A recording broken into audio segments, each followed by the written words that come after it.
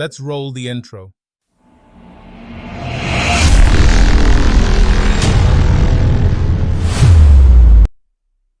All right guys, तो मैं आ गया अपने कंप्यूटर स्क्रीन पर। तो फर्स्ट ऑफ ऑल मैं इसे अपने फोल्डर को VS कोड में ओपन कर लेता हूँ। देन यहाँ पर आकर मैं एक और फाइल बना लेता हूँ tude3.cpp। ओके, अब मैं यहाँ पर आकर अपना बेसिक कोड लिख लेता हूँ #include iostream using name space std int main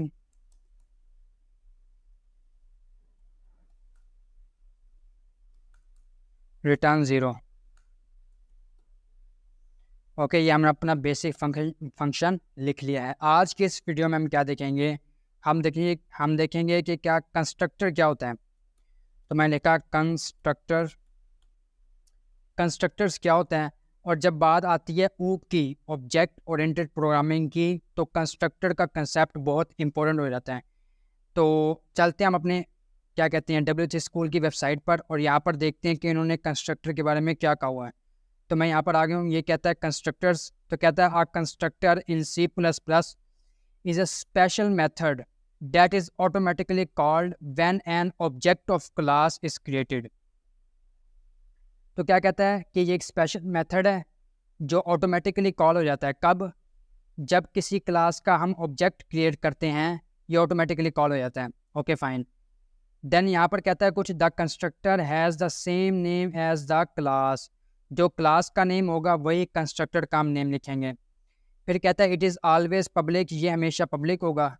and it doesn't have any return value, इसकी कोई रिटर्न वैल्यू नहीं होगी।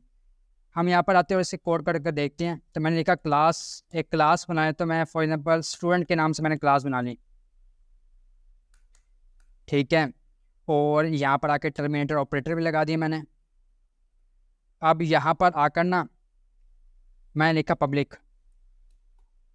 हम जानते हैं कि जो कंस्ट्रक्टर है ना हमेशा पब्लिक में ही बनाया जाता है, ये ऑलवेज पब्लिक होता है। देन क्या करेंगे, हमने अपनी क्लास का ही नेम लिखा, देन ये, ठीक है।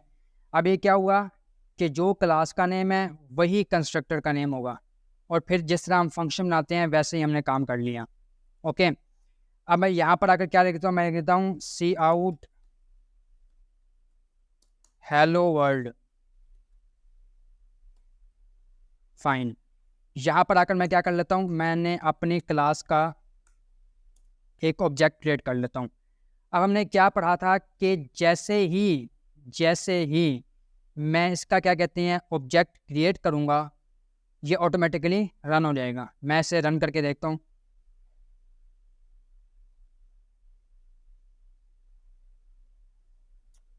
इसने कुछ एरर रिटर्न किया है, ये रन नहीं कर रहा। दोबारा रन करते हैं। ओके फाइन, ये रन नहीं कर रहा। क्यों नहीं रन कर रहा, देख लेते हैं। हमने यहाँ पर क्या कहते हैं अपनी जो फाइल है इसे सेव नहीं किया, तो Ctrl+S दबाकर मैंने सेव कर लूँगा। आप देखोगे कि आप ये सेव हो गया। अब मैं इसे दोबारा रन कर लेता हूँ, तो आप देखोगे कि हेलो वर्ल्ड हमारे पास लिखकर आ गया है। अब मैं क्या करता हूँ, अब हमने समझ लिया कि कंस्ट्रक्टर क्या होता है, ये बेसिक सा हमने लिख लिया। अब समझते हैं कि कंस्ट्रक्टर की हमें ज़रूरत क्यों पड़ी। ये काम तो हम एक फंक्शन बनाकर भी कर सकते हैं, तो एक कंस्ट्रक्टर की ज़रूरत क्यों पड़ी। तो प्रीवियस वीडियो में हमने कुछ देखा था। हमने क्या देखा था कि हमने एक स्टूडेंट की क्लास बनाई थी, और फिर उसके अंदर स्टूडेंट के कुछ एट्रीब्यूट्स डिफाइन किए थे। यहाँ पर मैं आकर दोबारा डिफाइन कर लेता हूँ। मैंने कहा प्राइवेट, इन्हें प्राइवेट रख दो आप।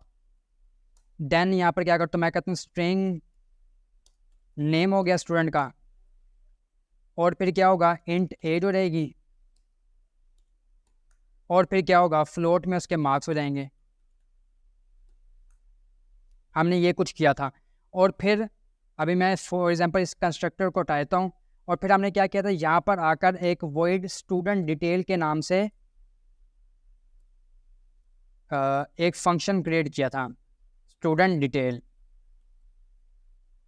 ये फंक्शन क्या करता था, इन सारी वैल्यूज़ को सेट करता था। सेट करने यानी इनिशियलाइज करता था इन सारी वैल्यूज़ को, क्योंकि ये प्राइवेट है, इन्हें हम सीधा अपने मेन फंक्शन में एक्सेस नहीं कर सकते हैं। तो उसके लिए हम पब्लिक में एक फंक्शन बनाते थे फिर यहाँ पर एक एक करके इनको वैल्यू असाइन करते थे, इनको इनिशियलाइज करवाते थे, देन फिर क्या कहते हैं हम प्रिंट करवा सकते थे अपने मेन फंक्शन में। हम कुछ इस तरह करते थे। ओके, मैं दोबारा कर देता हूँ यहाँ पर। तो हम क्या करते थे, यहाँ पर आकर एस डॉट स्टूडेंट डिटेल को कॉल करते थे, यहाँ से फिर वैल्यू पास करते थे। फॉर एग्जांपल मैंने पास किया स्टूडेंट का नेम अली है, उसकी जो एज है वो 20 है, उसके जो मार्क्स हैं वो CGPA फॉर एग्जांपल 3.86 हैं। ओके, आप वैल्यू यहाँ पर आकर रिसीव करनी होती थी, तो मैं क्या करूँगा, स्ट्रिंग नेम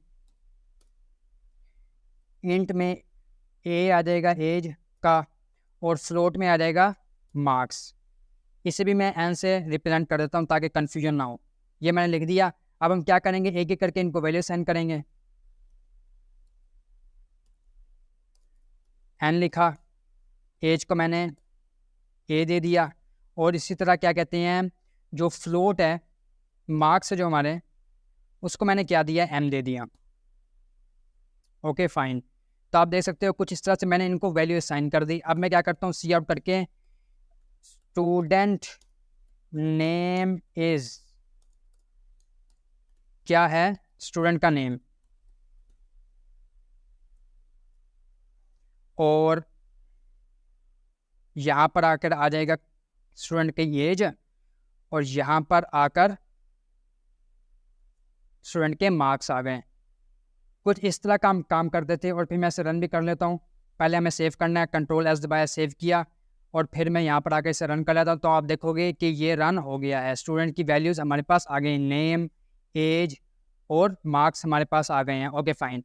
तो इस तरह का ना हमें फंक्शन बनाना पड़ता था, फिर ये सारे काम करने पड़ते थे, लेकिन मैं नहीं चाहता कि इस तरह हो। ओके, मैं नहीं चाहता कि ये सारा काम हो, तो इसे मैं कमेंट आउट कर दूंगा। और इसी चीज़ को अवॉइड करने के लिए कि हम एक और फंक्शन ना बनाएं, ठीक है, इनिशियलाइजेशन के लिए, तो इसके लिए हम कंस्ट्रक्टर्स को यूज़ कर लेते हैं। तो जैसे हमने पहले बनाया था कंस्ट्रक्टर, वैसे बना लेते हैं दोबारा से। तो वही क्लास का नेम लिखेंगे हम, यहाँ पर नीचे आएंगे, और यहाँ पर आकर हम क्या करेंगे, यही सारा जो कुछ डाटा है ना यही डिफाइन करेंगे। कंट्रोल C किया, और यही आकर मैं यहाँ पर लिख देता हूँ, और इन्हें कमेंट आउट कर देता हूँ मैं। ओके, एंड देन ये चीज़ भी यहीं पर पेस्ट कर देता हूँ। कंट्रोल C किया एंड कंट्रोल V। मैं आपको समझाता हूँ अभी क्या कर रहा हूँ मैं। इसे मैं हटा देता हूँ। जो हमने फंक्शन में काम किया था ना, अब मैं ये कंस्ट्रक्टर में कर रहा हूँ। लेकिन अब मसला ये है कि ये अब कंस्ट्रक्टर पैरामीटर ले रहा है। तो कंस्ट्रक्टर्स की 2 टाइप्स होती हैं। First is parameterized constructor and second is constructor overloading. यहाँ पर ले लेता हूँ constructor overloading. Okay, 2 types होती हैं, थर्ड भी होती है, उससे भी हम नहीं देखेंगे, ठीक है, वो इतनी काम की भी नहीं है। तो ये 2 होती हैं मेन। तो parameterize constructor and constructor overloading. तो आज के इस वीडियो में हम इसे कवर करेंगे, पैरामीटराइज्ड कंस्ट्रक्टर क्या होता है। तो आप देखोगे कि ये जो कंस्ट्रक्टर है ये पैरामीटराइज्ड कंस्ट्रक्टर ही है। आप देखोगे कि यहाँ पर ये वैल्यू रिसीव कर रहा है। बस हम क्या करेंगे, इसकी जगह हमें अब इसकी ज़रूरत नहीं है, क्योंकि ये फंक्शन हमने बनाया ही नहीं है। हम जो फंक्शन कॉल करते थे, अब यहीं पर आकर ना, यहीं पर आकर मैं वैल्यू पास करूँगा। और जो मैं पहले पास की थी वही करता। फॉर एग्जांपल मैंने किया अली, एज क्या उसकी 15 है, एंड मार्क्स के कितने हैं 3.57 उसके CGPA फॉर एग्जांपल, और एज उसकी है 20 कर लेते हैं हम। चलो नहीं, ओके। अब आप देखोगे सारा काम वही है, बस हमने जो वैल्यू पास की है, पहले हम फंक्शन कॉल करते थे वहाँ से पास कर देते हैं। अब हमने यहीं पर पास करनी है, जहाँ पर ऑब्जेक्ट बनाएंगे ना वहीं से वैल्यू पास करनी है, और फिर ये कंस्ट्रक्टर हमारा उन्हें रिसीव ही करेगा। फिर मैं यहाँ पर आकर इसे दोबारा सेव करता हूँ, कंट्रोल सेव किया, ओके, एंड मैं फिर से रन करता हूँ। अब आप देखोगे कि वही सेम टू सेम वर्क हो रहा है। ओके, तो आई होप कि आपको अंडरस्टैंड हो गया होगा कि कंस्ट्रक्टर क्या होता है, कैसे वर्क करता है और किस लिए हम इसे यूज़ करते हैं। वैल्यूज़ को इनिशियलाइज़ करवाने के लिए यूज़ करते हैं। एंड हमने ये भी पढ़ लिया कि पैरामीटराइज कंस्ट्रक्टर क्या होते हैं। बिल्कुल सेम जैसे हमने पैरामीटराइज फंक्शन पढ़े थे, बिल्कुल वैसे ही है ये, ठीक है। बस फ़र्क सिर्फ इतना है कि हम कंस्ट्रक्टर ही बनाते हैं और फिर जहाँ पर ऑब्जेक्ट बनाते हैं वहीं से वैल्यू पास करते हैं एंड देन यहाँ पर आकर रिसीव करते हैं और फिर शो करवा देते हैं। आई होप कि आपको ये अंडरस्टैंड हो गया होगा।